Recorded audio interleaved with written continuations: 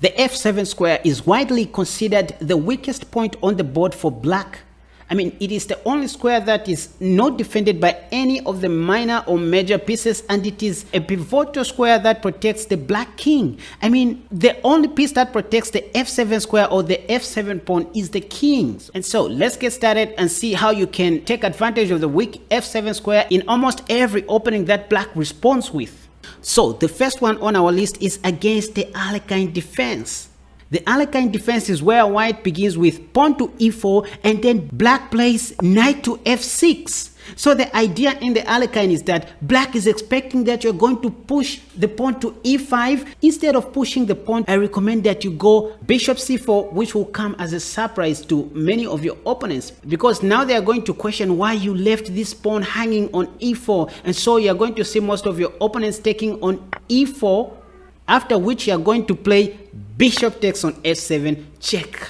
And the only move that black can play here is to capture with the king, after which you should give him a check on h5 with your queen. And from here you are going to see your opponents blocking the check with pawn to g6, after which you should play queen d5 check, winning back the knight. And also in this position, what you have done is that you have made black lose his right to castle. For example, if black plays e6, you should take on e4 with your queen, and then if bishop g7 by black, h4 is the way to go, because you are now intending to go h5 and destroy the whole entire king side. So black is going to play knight c6, after which you should play knight to f3. See how you are developing all the moves naturally. After d5, queen f4 check, queen f6, queen takes on c7 check. So you can now see that not only are you a pawn up, but you are also intending to put your knight on g5 and also go d4, opening the way for the bishop. And this is going to be great for white, guys. You know, I've played this 1,000 times and I can assure you to say it is a great opening and you will never go wrong with it. Okay, number 2, against the Sicilian defense. How can we even take advantage of the weak f7 square against the Sicilian defense? So here white plays e4, then black responds with c5, the Sicilian defense. Then white goes knight f3. Most of the times you are going to see your opponents playing pawn to d6. So pawn to d6 oftentimes leads to the nudge off, but that's not what you are intending to play. Because from here you're going to continue with the natural move pawn to d4, after which black is going to take on d4, and then you will take back with your knight to f6, just attacking the pawn on e4. And in this position, after black has played knight to f6, attacking your e4 pawn, instead of going knight to c3, defending that pawn, I recommend that you go bishop c4. Bishop c4. So what's the idea behind bishop to c4? The idea is not that different from that of the Alapin, because if black takes this free pawn, again we are going to give him a check on f7 square, sacking our bishop. And if king takes on f7, we are going to play queen h5 check. And just like in the Alapin defense, if pawn to g6, we are going to give him queen d5 check, winning back our knight.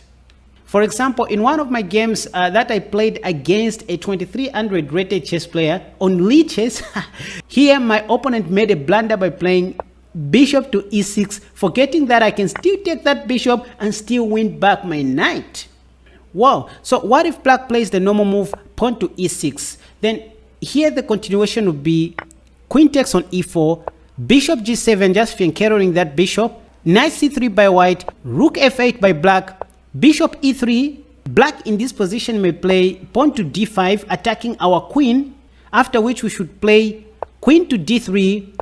Here black thinks he's making some progress, but by carelessly pushing his pawn forward is just weakening his position. So from here we're going to go knight db5. Then after d4, black thinking he has forked our knight and bishop, here we sacrifice our bishop and play knight to e4. Because the idea is that if black takes on e3, we are going to play knight bd6 check. And most of the times you're going to see your opponents responding with king to g8, trying to hide their king.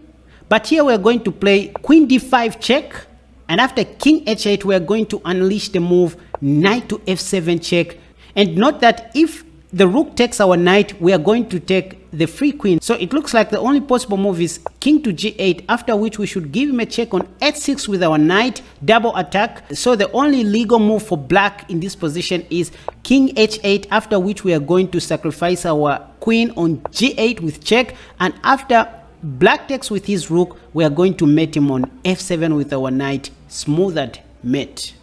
And that's just one way you can win against the Sicilian defense, by taking advantage of the weak f7 square. And so guys, if at all you're enjoying this video so far, please consider subscribing and don't forget to hit the like button, because that is going to encourage me to make more wonderful videos just like this one. And therefore, I'm giving you 4 seconds to subscribe to my channel, and please don't forget to leave your comments in the comment section down below.